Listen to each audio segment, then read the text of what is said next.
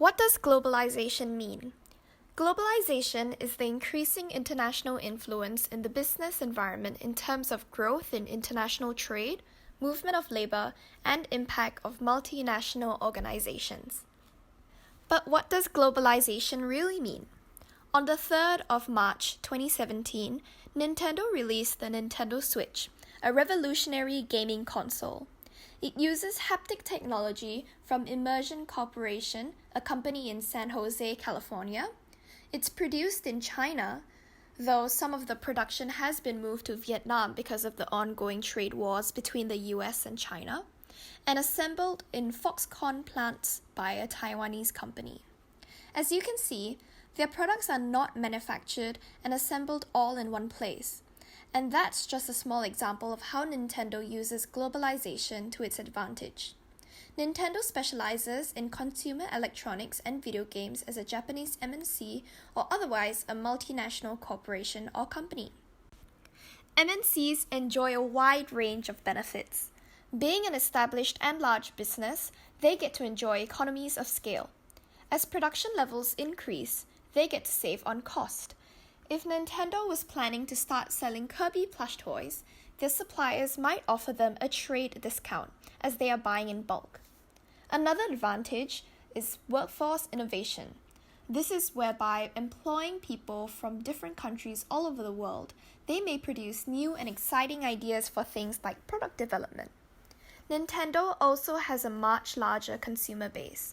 They can widen their scopes beyond just the Japanese market and sell their products internationally.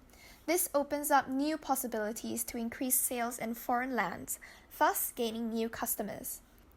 But what are some of the limitations of being an MNC? While they might enjoy economies of scale, there might also be diseconomies of scale.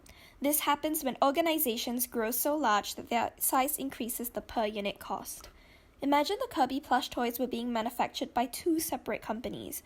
One is in charge of the body and the other being in charge of the arms and legs.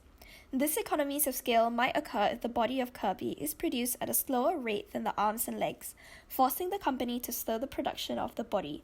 This increases its per unit cost. Communication may also become a problem. There may be a language barrier between the countries and the company's headquarters, leading to misunderstandings which negatively affect the business. What are some of the positive impacts of an MNC on their host country? MNCs can act as a source of tax revenue. Profits of multinationals will be subject to local taxes in most cases, which will provide a valuable source of income for their domestic government. Nintendo might also provide employment opportunities for locals. This increases employment in their host country. What are some of the negative impacts of an MNC on their host country?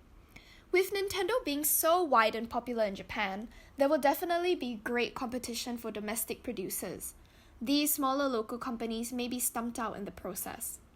There might also be more serious environmental damage. Some governments tend to exchange environmental harm for additional profits.